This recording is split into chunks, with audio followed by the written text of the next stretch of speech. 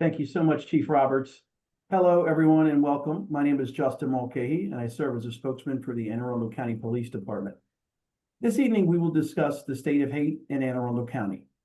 But before we dive in, it's critical that we all share a common understanding of the terms that we're going to be using this evening. The crucial factor in these cases is always the motivation behind the act.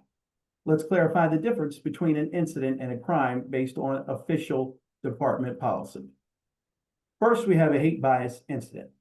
Per department policy, this is a reported act which appears to be motivated or perceived by the victim to be motivated all or in part by hate bias against a protected class.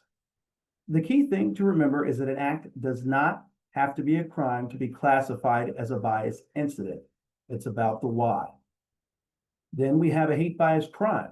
This is what happens when a bias incident crosses the line into a criminal act.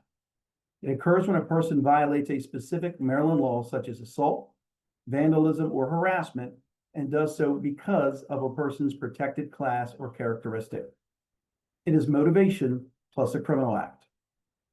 And the protected classes specifically covered under these policies are individuals targeted based on race, religion, ethnicity, sexual orientation, disability, gender identity, or homelessness.